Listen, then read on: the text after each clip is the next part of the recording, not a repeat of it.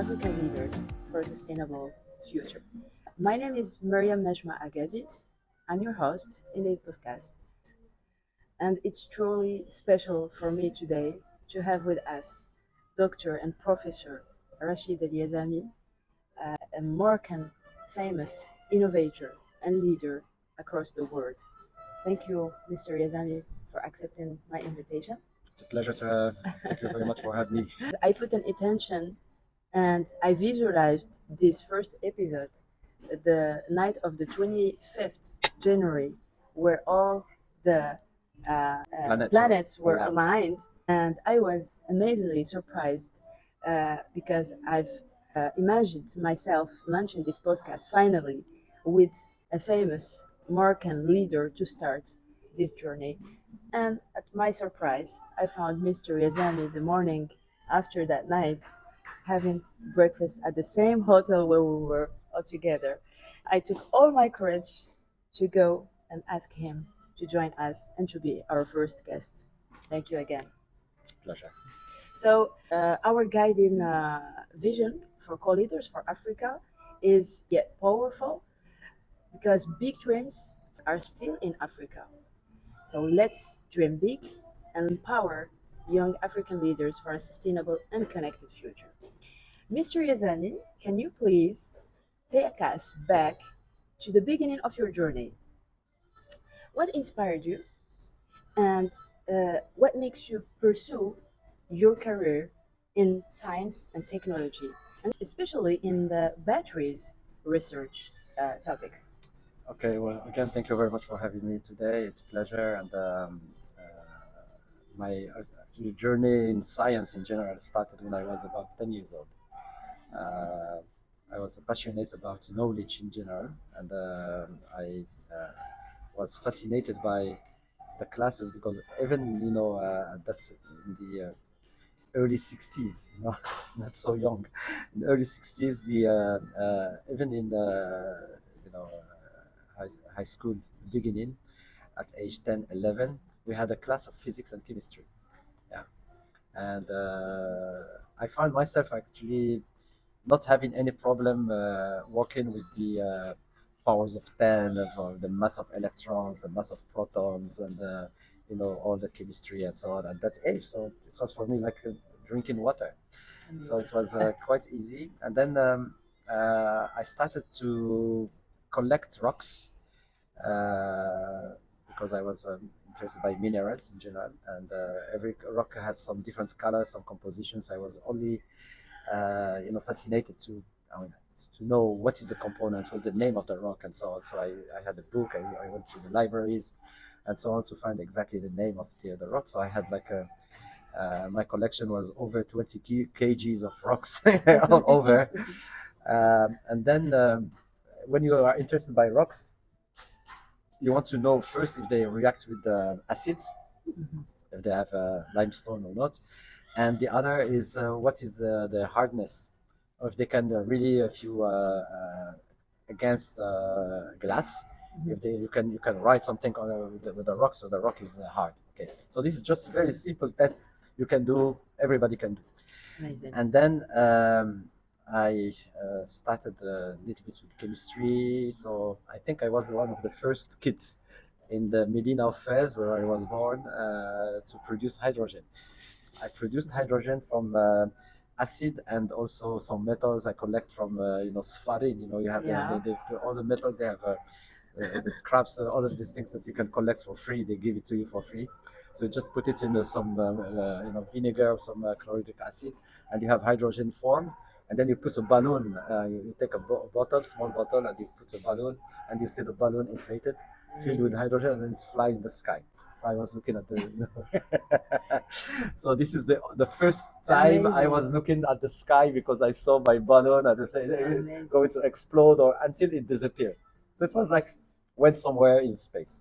Anyways, we'll not go very far. I know. So you started the experimentation. Yes, I did Since really, you were really, really very young. young. Yes, and that's Amazing.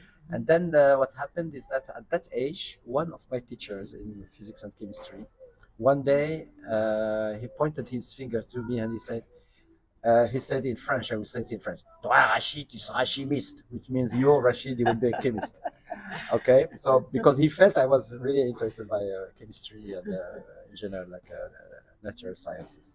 Mm-hmm. And 10 years later, I passed the entrance examinations for the French engineering schools. Uh-huh. I was admitted in the National Polytechnic Institute of Grenoble, and that institute had like 6 departments. And the most, I would say, praised department was applied mathematics, which was Yeah, information science science. for engineering. And the gentleman who was there, he said, "Oh, you are ranking very high in the competition to entrance, so of course you will go to computer science." I said, "No, no, no, I want to go to chemistry." "How can you go to chemistry? You know, chemistry is ranking number 5 out of 6. Is you're not making money." And so I said, "No, no, I want to do chemistry because I remember what this professor told me when I was 11, 12 years old. Said there's some reason maybe." And this decision, either go to applied mathematics or in a computer science and chemistry, shaped my career. Of course, Amazing. this is how I started, be interested in electrochemistry, material science, and then when I got my degree of engineer, Mm-hmm. I started the PhD program, and I selected to go to energy and the batteries. And this is how I started my career. I mean, my journey in battery research started in 1978 until now, non-stop. Wow, amazing, amazing. Congratulations for Well, thank your you very much. journey Yes, and yes. the results you got today through the lithium ion battery. Correct. So my next question is actually the lithium ion battery made a revolution in this modern world, in tech world. So can you share with us the story behind this invention and the challenges you faced as researchers, as a professor, as a chemist in its development? Okay, so it started actually by my PhD project. Was about using some combination of carbon materials like graphite with other elements and to make a material that can be used as the cathode, which is the positive pole of the battery. That was my project. Okay, and well, I started, of course, because I had my PhD advisor, and he was following my work every day. But he felt that I can be independent somehow, so he just stressed between us. And instead of, I mean, I worked on the projects of the cathode, but at the same time, I said, why should I try to solve one of the problem that scientists at that time did not, solve? How can we put lithium inside graphite in an electrochemical cell, like a battery, which nobody was able to do in the right way? Okay, so we are talking about the late so the 78, 79. So I had 2 parallel projects, one the official one, and then one just like for me, just for hobby. And the hobby was really the good thing because basically, after 6 months of labor, I was able to, for the first time in history, to intercalate lithium into graphite and find the gold color of graphite when lithium is incorporated in large amounts into graphite. The graphite becomes gold color. It's like alchemistry. Yeah. So that was really one day I will never forget in my life because everybody was for congratulating me and so on. It was une première, first time. Yeah. Okay, so I mean, we at the beginning was just a question: is it possible to intercalate lithium into graphite in electrochemical cell? And then we realized after a couple of weeks that not only we can intercalate, but we can de-intercalate. It can go in and out, and this is what you want to have for an anode for lithium batteries. It's only maybe 3 weeks later that we said, "Oh, why don't we write, a kind of report and file a patent," which we did. So I'm talking about the end of 1979, beginning of 1980. We sent the application, patent application, to an office in Paris. And the head of the office wrote to my advisor and said, "Oh, this is a really good idea. We will file a patent." So I'm very happy. This is my first experiment. Less than a year after I started my PhD, I have already patents. It was, amazing. And then about 2 weeks later, he called my boss again and he said, "Look, I have another idea, if you don't mind.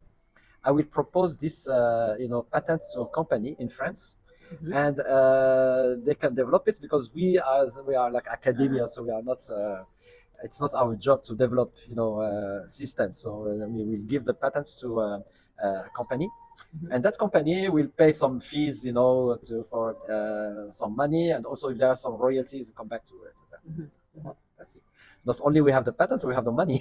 So That's it's, great. and this is what he did. So he sent it to the company, Uh-huh.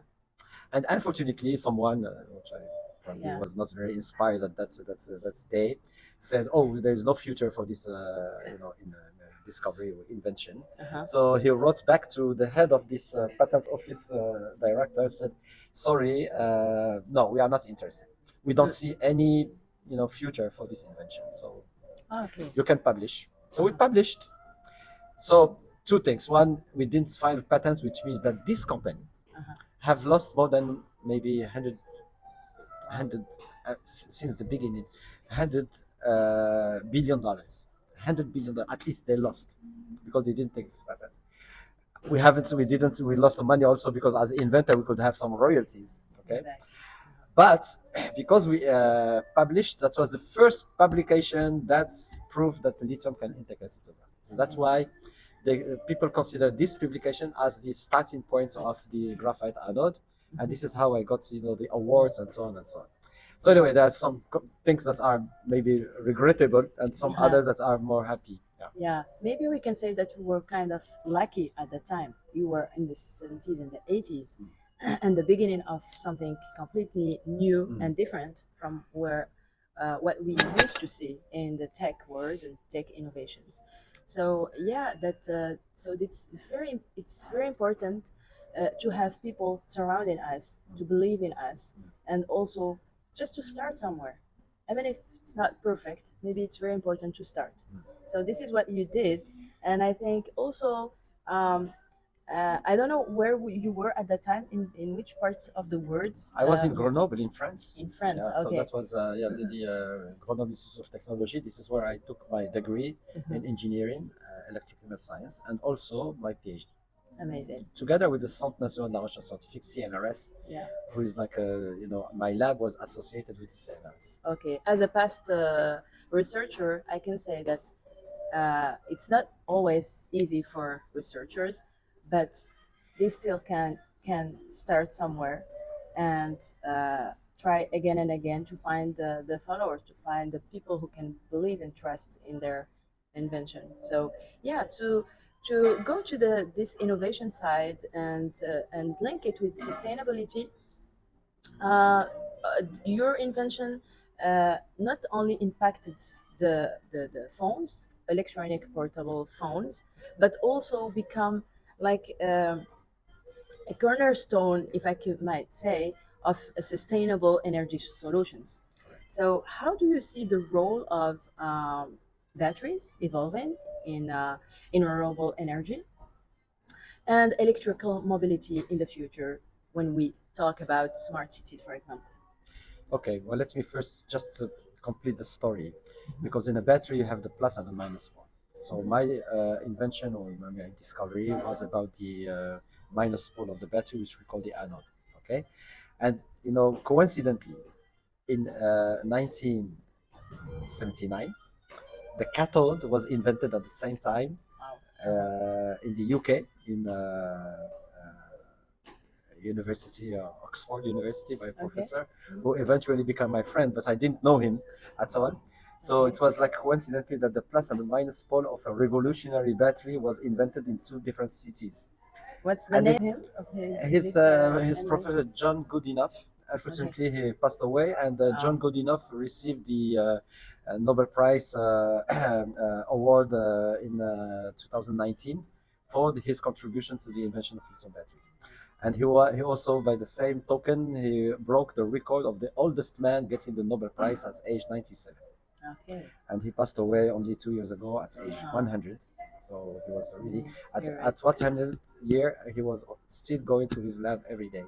Yeah, Amazing. amazing man. Yeah. Okay, so now you have the picture. You have the Mhm. anode and the cathode invented at the same time, Mhm. and we didn't know each other Only the Japanese took, they worked very hard, and they are very creative. So they took the John Goodenough cathode and my anode a little bit, and they combined them together to make a working battery.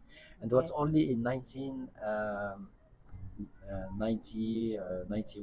1991, Mm-hmm. when a Japanese company commercialized for the first time the lithium-ion battery. And they give Amazing. the word lithium-ion battery because they're to make a difference between lithium metal batteries. Mm-hmm. So the lithium ion is different from lithium metal. Anyway, that's just a technical word. Mm-hmm. Uh, so yeah, of course, this battery. The other thing that, I mean, it's very interesting in the history of batteries. The battery that we use to start our engine in a car in the morning, it's called lead acid battery. It Okay. was invented in the middle of the 19th century, and we are still using it today. Wow. Yes, yes. Of course, we improve it. We do a lot of things, but Yeah. the chemistry is the same. Mm-hmm. Hasn't Mm-hmm. changed. The basic chemistry hasn't changed. And then other chemistries came. I mean, I would say for large markets. So the next battery was a nickel cadmium Okay. battery.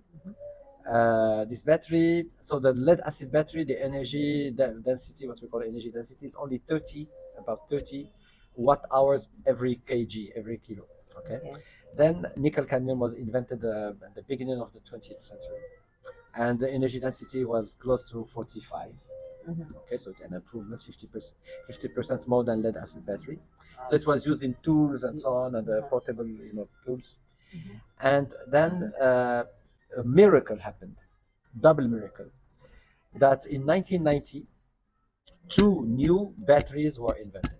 One called nickel metal hydride, and the other lithium-ion battery, almost the same year. Nickel Amazing. metal hydride was close to 60, 65 watt hour per kg. Mm-hmm. So it's still an improvement compared to nickel cadmium. Yeah. And then lithium ion battery in 1990, 1991 was about 90 watt hour per kg. Wow. Okay, so Amazing. two times nickel cadmium. Uh-huh.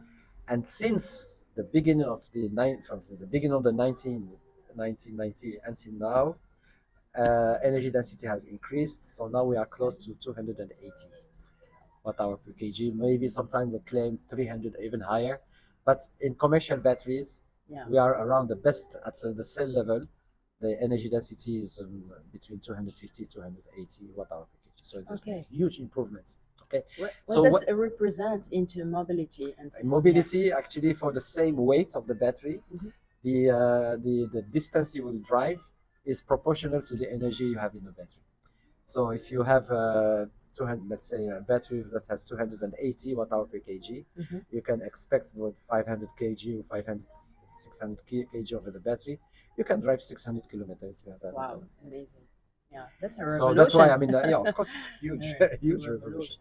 But now we have somehow reached some kind of limits of the energy density. Mhm. So the only improvement we can do is in other, like engineering, reducing the cost of the battery, maybe extending the life, Mhm. improving the safety, all of this.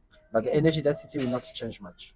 Wow, Yes. amazing, amazing. So of course, this That's battery is now in your cell phone, in your yeah. whatever portable electronics, and also in electric Mm. mobility, in the two-wheelers, three-wheelers, cars, name it, boats, Mhm. airplanes in the future, and everything that can move Yeah. and is powered by like gasoline or something will become electrical in the future. That's not Amazing. the trends. And of course, Real the interesting thing is revolution. that you have less, of course, much less, exhaust gases or pollution, air pollution, Uh-huh. less noise because the batteries Exactly. are not noisy at No, all. An at all. electric engine is not noisy, so you don't hear lots of noise. Mhm. So this is all very good for the quality of life. Of course, the air will be purer and the sound in the streets will be less Mhm. in the future. And the third main, I mean, the main application besides mobile electronics and electric mobility is energy storage. Yeah. Energy storage means that you clean energy storage. You take energy from the sun or from wind or from hydroelectric electricity, which is recyclable. I Mhm. mean renewable, and you produce electricity and you store it in a battery. Mhm. And by storing this in a battery, enables you actually to have the use of you can have access to energy 24 hours a day, even when there is no sun during the night. You can still have access to energy because the energy is stored in the battery. Yeah. Amazing. So and of course houses, this what we call stationary energy storage systems Mhm. uh, can be used in many buildings, in houses, in factories, and power, and also for you know computers and so on and Yeah. so on. So like It's stationary. a really Yeah. multi user Yes. Yes. Absolutely. dispositions Yes. and possibilities. Yes. This is where we can see the innovation side and l'ingéniosité, Yeah. the genuine side of this combination, Yes. which makes this product really sustainable Mm. and what we really need, especially in some African countries, and Well, starting from Morocco, actually. So, what I wanted to ask you, it's about your perspective uh, about what is or what are the biggest, uh, how can I say, challenges in the energy storage industry in the future, and how we can we overcome it. well, um, since the 1990s, the start of the launch of lithium-ion batteries until maybe in 2015 and so on, Mhm. the research efforts were directed to increase the energy of the battery, so make it more, energy storage capabilities. As I said, 280 watt hour per kg. It was a really big challenge because then you go back to the materials that you are using. Mhm. Inside, you have to find the right combination of anode and cathode, and also the engineering of the cell, the way how you make a cell Mhm. itself. That's another big challenge. And now, after you do that, you see, oh my gosh, the battery should last maybe 10 years in a car. You don't want to change your battery every other year because the battery accounts for 45 to 50% of the price of the battery of the car. So you want Indeed. to keep the battery working as long as possible. That's a big challenge, believe me. The other is can we reduce the cost? Because as I said, the cost is Yeah. like 45 to 50%. How can we reduce the cost? By using maybe cheaper materials, more efficient materials, more abundant materials. And for me, one of the key things is safety. It Yeah. means this battery should be safe. We don't want to see batteries catching fire. It theoretically can happen, because you have a lot of energy in very small space, and that energy, if it's released very in a very short time, Mhm. you have a problem. Thermal runaway, you have fire, explosion, and so on. And sometimes, people are injured, burned, or even die because of this. So this is another huge challenge now, and we are working on it. We have found some solutions, and we hope that this solution will be applied in the field, and hopefully save some lives. Mhm. So this is the other thing. I personally is there any chemistry that can replace lithium-ion battery in the future? Can we find better? Because as I said, in 1990, two new chemistries were discovered. Okay, so that was a Yeah. miracle, and until now, there have been a lot of work, among scientists all over the world, and engineers in companies and so on, to find new chemistry, but they nothing Yeah. happened really. I Yeah. would say substantial, because for instance, in 2024, last year, maybe close to 15 to 17 billion batteries were produced, lithium-ion batteries. Okay, huge. And the market is mostly dominated by China. Uh-huh. Uh, but other chemistries, like new chemistries, replacement chemistries, Mhm. solid state batteries, sodium ion batteries, other batteries that we Mhm. heard about them, they Yeah. have not reached even 0.1% of this market. So they're still very at the beginning. It Mhm. doesn't mean it will not work, but Mhm. I doubt they can reach the performance of lithium ion batteries. Okay. Thank you, Mr. Rashid, about this all insights. Very insightful, very important to keep in mind the history and the journey of where we are today.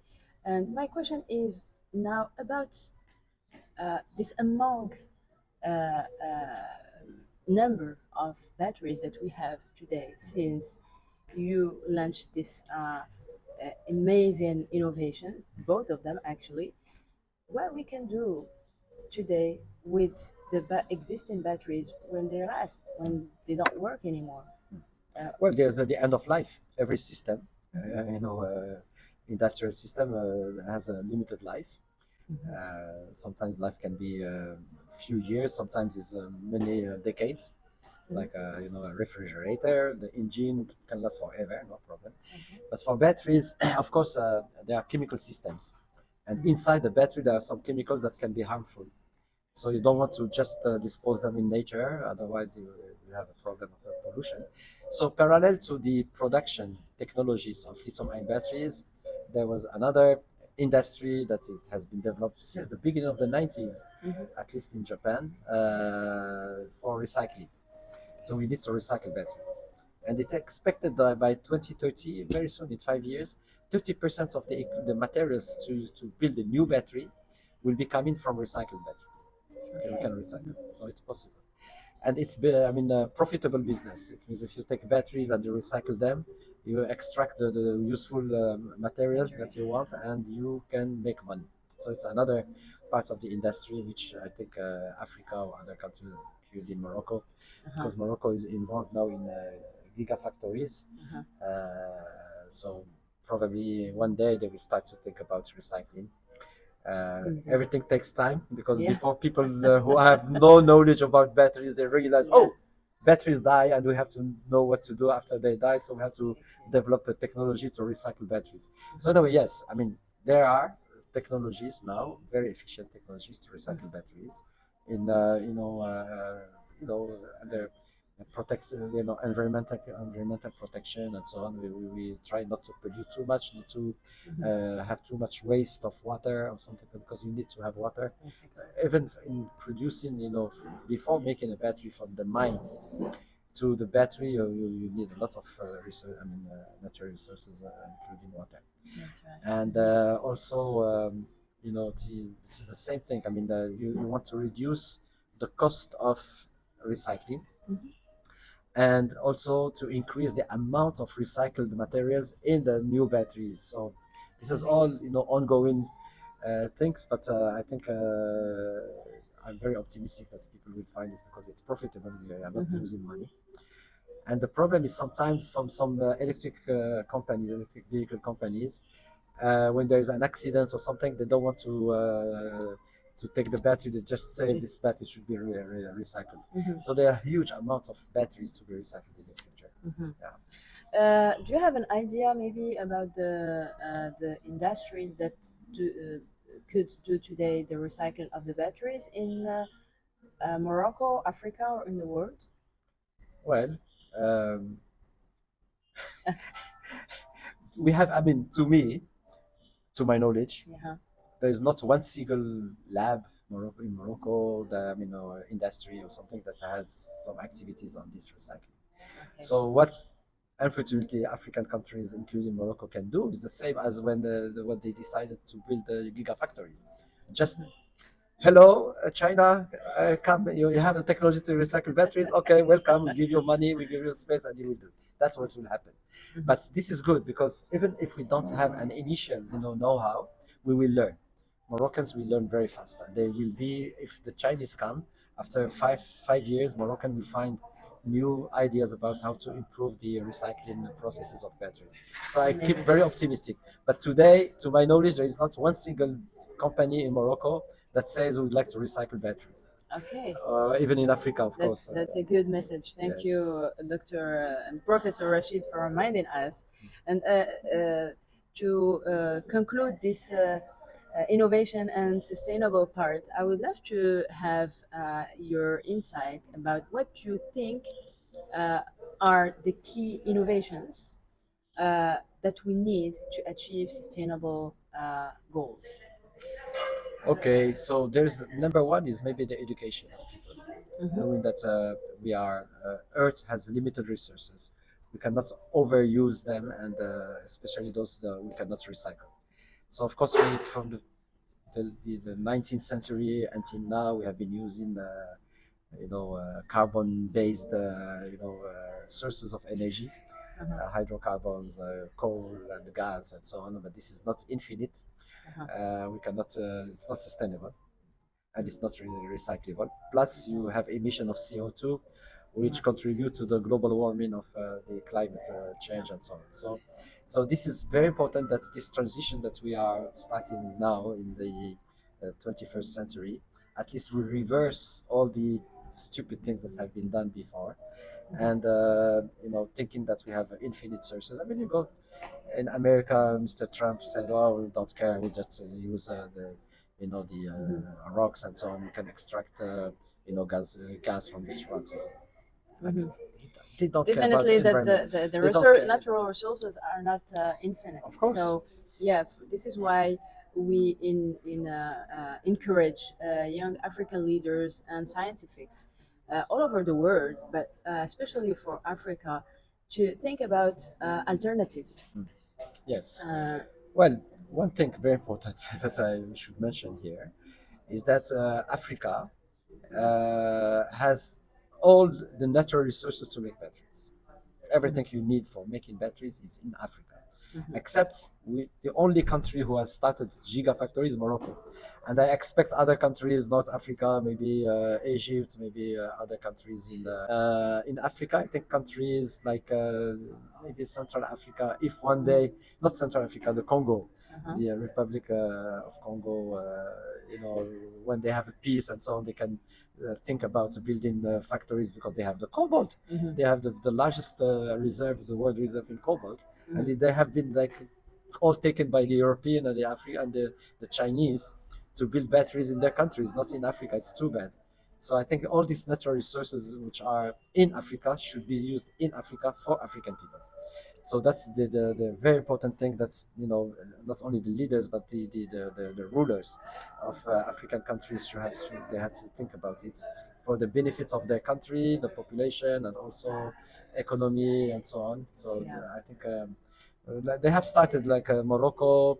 The OCP group, they have the largest reserves of phosphate, Mhm, and the phosphate is also used in batteries. mhm, Cathode materials like LFP is only in 2024 they have realized that we can use Moroccan phosphates in Morocco to produce LFP.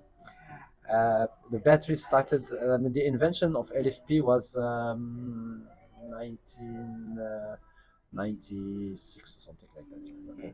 More Mhm. than 30 So, years yeah, ago, I 30 mean, years yeah, ago 30, almost. yeah. And which Mm, and phosphates who is used in LFP mostly coming from Morocco, mhm, but not in Morocco. mhm. They were not producing LFP in Morocco until 2024, and it will be the Chinese who will produce it for us. Wow. Too bad. Yes. Too bad. But also, it's important to be like, as we said at the beginning, to start somewhere. So, uh, arriving to this point, and thank you again for sharing your insights and your this monthless informations and advices also and messages for our African young leaders. My question is on your uh, through your experience and your journey, what could you advise today for young or less young African leaders? Well, I think, as I said, first of all, we have to educate people.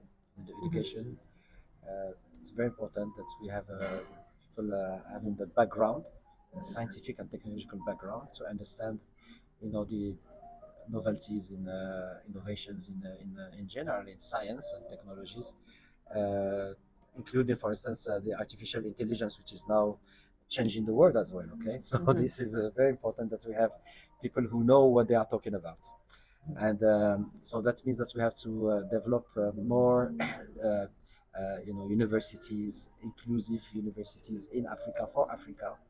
Of course, myself, I was educated first in Morocco, and then I went to France to get my degree in engineering and so on. But at that time, when I moved uh, to France, there was only one in technological engineering school in Morocco, in Rabat, and only one scientific faculty in the University of Mohammed V in Rabat, so there was not so many choices. Okay, Mhm. but now every city has university, almost have many dozens of universities all over, and many schools of engineering.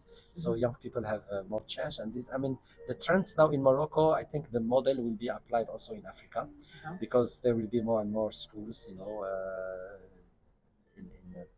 many countries. Uh-huh. Of course, Morocco being recognized himself as a part of Africa is offering, entrance to Moroccan universities to Africans. Many Africans are trained in Morocco instead of going to Europe, so that's very good. Mhm. But very soon, those countries will have their own, like what happened to Morocco, Mhm. which means that this is number one, education. I mean, people have to have, and also this education should be, very close to the local reality. Mhm. If you go to France, you don't have the same problem, of course, in Africa. So you will learn some science Mhm. that may be useful locally, but not Mhm. applicable in Africa. This is number one. Number two is, I hope, African countries will develop a little bit more, uh, you know. More democracy to enable people to think, freely about their opinions and so on. It's very important to live in countries where freedom is of human being is respected, Mhm. and which means that people who have concern about why is it that we are allowing superpowers to come and just take our natural resources almost for free, because maybe there's some combination or something, so at least if we can have some kind of control of this, it means that we Mhm. reduce the amount of waste of resources. Mhm. That because Chinese, European, is that they know what they need, Mhm. and they know in advance that the countries who have the resources, they don't know, or they so they can go and say, okay, I can buy this land. They know this land, it Yeah. has a lot of resources. They buy it for nothing, and then they export. Mhm. Finish. So these kind of things. So if we keep our resources in Africa, for African economies and so on, that Mhm. will be huge, because it means when you have more income, you can have more schools of engineers, have more hospitals, have more infrastructure and so on for the people who live there Mhm. every day. And of course, we will have some kind of like African. The African Union should also have the African Technological Union. How can we put together all the resources, human resources, Mhm. African human resources? Yourself, you go to Africa, that's very good. Mhm. Unfortunately, I don't. I have been only to South Africa, maybe to Yeah. North Africa, but I haven't had a chance to visit other African countries. But of course, I'm open. I mean, I can discuss if there is. I have a project actually to have some kind of African summit in Mhm. Morocco on energy and sustainable energy in the future, Great. inshallah. Yes. Amazing. Amazing. Thank you, Mr. Rashid. One of the last questions for you, again, as an American innovator, born scientist, as you said, and you have global recognition about your work, about your realizations. Uh, and looking back on this all remarkable career, what would you say were the key factors of your success? Well, um, it's there to think differently. I mean, you see the mainstream. People are thinking the same and so on, and you think outside the box, and Mhm. you dare to do things which people have not thought about before, because to minimize energy, you minimize effort, so you don't want to to challenge the existing. And my life has been always to challenge things. So for instance, just to give you an example, the batteries from the beginning of the 19th century until now, until today, 2025, we are charging the battery based on the same principle. The principle is to apply the constant current. Okay. Mhm. And I said, well, why have we been doing this? So can we change the way how we charge batteries? And when I tried another route to charge batteries differently from constant current, I discovered the way how to charge batteries in 6 minutes. You see, Amazing. so Mhm. these kind of things that you challenge the existing, because everybody say, oh, constant current is working. No, it is working, but if you Exactly. want to charge a battery in 10 minutes, it's impossible. Exactly. Okay, so Yeah. that's why there are some limitations, and Mhm. there are many, many, many other examples I can cite you, Give about. us some lessons that you could Well, maybe stand and for our future I mean, leaders. there's nothing out of like a chance or like a random. Mhm. It's all because I have a background in material science. I was always fascinated by chemistry, by physics, by theoretical chemistry, and so on. So all this together gives you a culture, Mhm. knowledge. You cannot, I mean, you can invent without being an engineer. It's possible, of course, many. But when you have this, knowledge, basic knowledge, you can predict things in advance, or you say this is likely to happen, not to happen, and so on. And also you have to have good relationship with people. It's very important. I travel all over in India, in China. I was in Japan 2 3 months ago. I live in Singapore, so this is all a world where you meet people and you see what they think, their ideas and so on. And you are always, how to say, unsatisfied. You are not satisfied with the way how you see things. You said there's a possibility of changing and improving. Mhm. When you think that everything can be improved, your mind is working different. Amazing. Yeah, thank you for this amazing message. When you think that everything can be improved, so you can challenge everything, Exactly. and you should think about outside the box all the Exactly. time, so Exactly. you can be in the successful path. Yes. So yeah, thank you again. So, Mr. Yazami, it was a great honor and pleasure having you with us. An absolute honor to share with you your thoughts, your journey, your experiences, and also your lessons that you gave us for our audience. Your journey, your insights, your contribution to science and sustainability uh, are deeply inspiring. And before we wrap up this amazing talk and discussion we have this morning, do you have any final uh, thoughts or messages for our audience? Well, I'm thinking about as African. Okay, of course, this is our roots. We see in Morocco that we are really linked to Africa culturally, historically, and so on. Mhm. And I think we have to keep in mind that relationship, international relationship, are not necessarily based on friendship. It's based on interests. Mhm. Okay, so we have to be a little bit more selfish, being more African, see how we can use our natural resources to build, a good future for African people, Mhm. and have like some kind of what I suggested, to have a African Union of Technologies, which would be supported and I really bring like all. this idea, Yeah, by the way. I mean, of course, because we have to.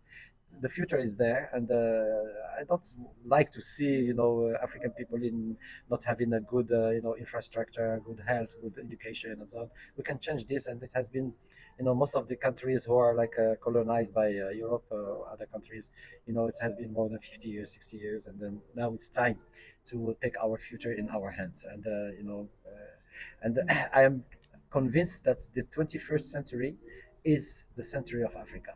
Yes, because little by little, people will take you know conscience. They will be aware that about all the potential that we have, and why would be the Asians or the Europeans or the Americans who will be leading the world. Africa is a huge continent, and with huge resources, and very very smart people, very good brains. I mean, people are really they like to invent, and the creative, and so on. So we have a potential, human potential. We have natural resources. We have everything we need, and we can African can be the leader of this century, maybe the next century. Thank you very much again. And thank you for our listeners for being with us and following us in this first episode. Uh, Stay tuned for more coming podcasts. We will bring also other leaders in all different kind of industries and topics in terms of science innovation, political side, business side also. So thank you again, and thank you for being us, Dr. Rachid Yazami, and looking forward for innovation, innovating the battery world for a sustainable Africa. Merci.